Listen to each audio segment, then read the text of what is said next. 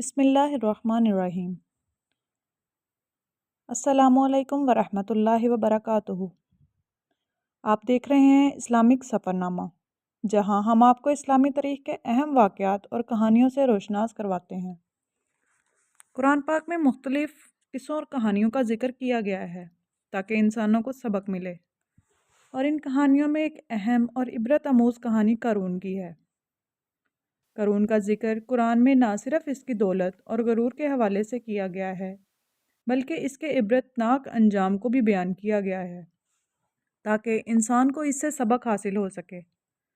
قارون کی کہانی ہمیں یہ سکھاتی ہے کہ اللہ کی نعمتوں کا شکر ادا کرنا ضروری ہے اور دولت کو صحیح مقصد کے لیے خرچ کرنا چاہیے، ورنہ یہ دولت انسان کے لیے تباہی کا باعث بن سکتی ہے۔ قارون کا تعلق بنی اسرائیل کے ایک عظیم خاندان سے تھا، اور وہ حضرت موسیٰ علیہ السلام کے قریب ترین رشتہ داروں میں شمار ہوتا تھا۔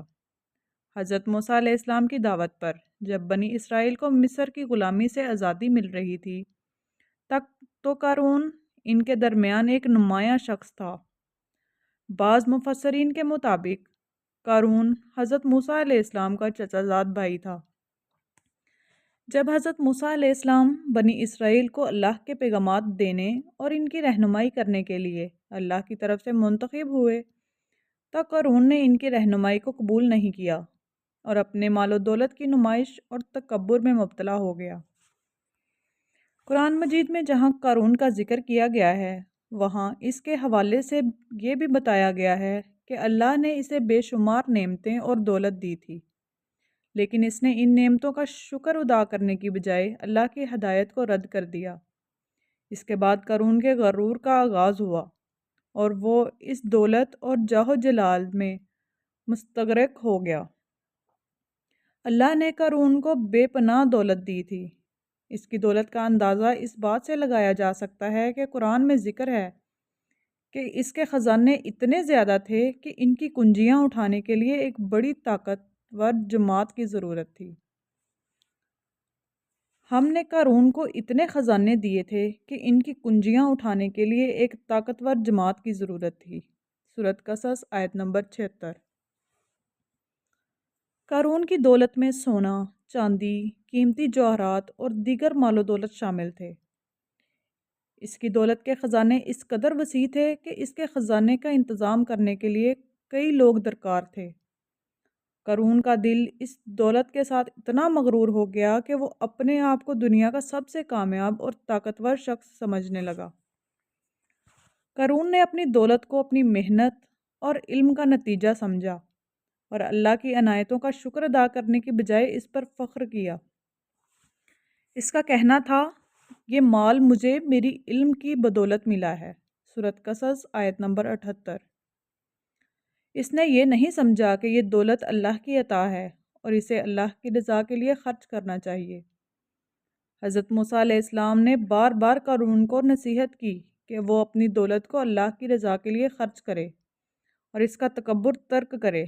حضرت موسیٰ علیہ السلام نے اسے کہا، جو کچھ اللہ نے تمہیں دیا ہے اس میں سے آخرت کا گھر طلب کرو، دنیا میں فساد نہ کرو، کیونکہ اللہ فساد کرنے والوں کو پسند نہیں کرتا۔ سورۃ قصص آیت نمبر 77۔ حضرت موسیٰ علیہ السلام کی نصیحتوں میں ایک خاص بات یہ تھی کہ وہ قارون سے یہ چاہتے تھے کہ وہ اپنی دولت اور طاقت کا استعمال لوگوں کی فلاح و بہبود کے لیے کرے، نہ کہ اسے اپنی خود غرض خواہشات اور تکبر کے لیے استعمال کرے۔ لیکن قارون نے ان نصیحتوں کو رد کر دیا اور اپنی دولت کی نمائش اور جاہ و جلال میں غرق ہو گیا۔ قارون اپنی دولت کی نمائش کرتا تھا اور لوگوں کو دکھانے کے لیے مختلف طریقے اختیار کرتا تھا۔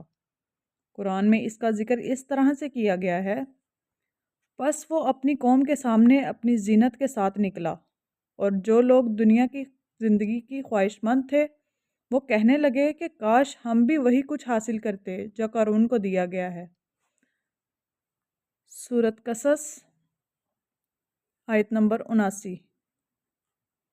اس آیت سے یہ ظاہر ہوتا ہے کہ قارون اپنی دولت اور جاہ و جلال کی نمائش کرتا تھا کہ اسے دیکھنے والوں کو یہ خیال آتا تھا کہ وہ بھی قارون کی طرح دولت مند بننا چاہتے ہیں، لیکن اس کے باوجود قرآن نے ان لوگوں کو خبردار کیا جو قارون کی دولت پر رشک کرتے تھے، کیونکہ اللہ کی رضا کو دنیا کی عارضی دولت پر ترجیح دینی چاہیے۔ قارون کا غرور اور تکبر اس کے لیے تباہی کا باعث بنا۔ جب وہ اپنی دولت اور جاہ و جلال میں غرق تھا تو اللہ تعالیٰ کی طرف سے اس پر عذاب آیا۔ ایک دن قارون جب اپنی دولت کی نمائش کر رہا تھا تو اللہ نے اسے اس کی زمین میں دھنسا دیا۔ قرآن میں اس کا ذکر اس طرح سے کیا گیا ہے: پس ہم نے اسے اور اس کے گھر کو زمین میں دھنسا دیا اور اللہ کے سوا اس کے لیے کوئی جماعت نہ تھی جو اس کی مدد کرتی۔ سورۃ قصص آیت نمبر 81۔ اللہ نے قارون کو اس کی زمین میں دھنسا دیا اور اس کی تمام دولت و جاہ کو ختم کر دیا۔ اس کا غرور اور تکبر اللہ کے عذاب کے سامنے بے بس ہو گیا۔ یہ واقعہ ایک عظیم عبرت ہے کہ انسان کو اللہ کے مقابلے میں تکبر نہیں کرنا چاہیے۔ جب قارون کا یہ عبرتناک انجام لوگوں نے دیکھا تو وہ بہت حیران ہوئے اور کہا، کاش اللہ ہمیں بھی وہ سب کچھ دے دیتا جو قارون کو دیا گیا تھا، کیونکہ اللہ نے اس پر مہربانی نہیں کی تھی۔ سورۃ قصص آیت نمبر 82۔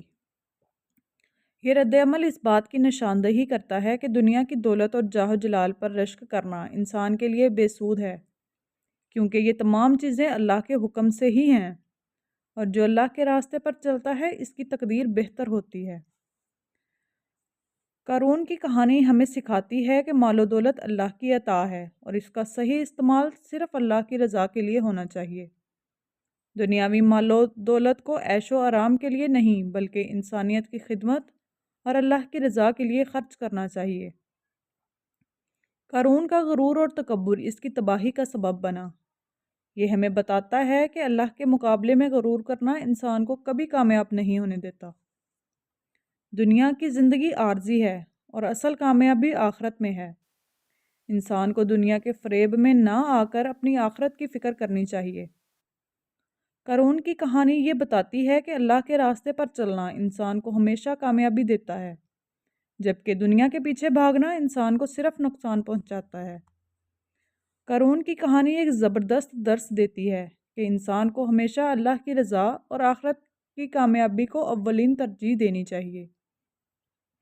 قارون کی دولت اور جاہ و جلال اس کے غرور اور تکبر کی وجہ سے اس کے لیے تباہی کا سبب بنے، اور اس کی کہانی ہمیں یہ سکھاتی ہے کہ مال و دولت کا فریب انسان کو تباہ برباد کر سکتا ہے۔ اسلامی سفرنامہ کے ذریعے ہم ایسی کہانیاں آپ تک پہنچانے کی کوشش کر رہے ہیں جو ہماری زندگیوں کو بہتر بنانے میں مددگار ثابت ہوں اور ہمیں اللہ کی رضا کی طرف مائل کریں۔ ہم امید کرتے ہیں کہ قارون کی کہانی سے آپ کو وہ سبق ملے گا جو آپ کی زندگی میں اصلاح کے لیے کام آئے گا۔ اللہ ہمیں اپنی ہدایت دے، آمین۔ اگلی ویڈیو میں ہم آپ کے ساتھ مزید اسلامی کہانیاں لے کر آئیں گے۔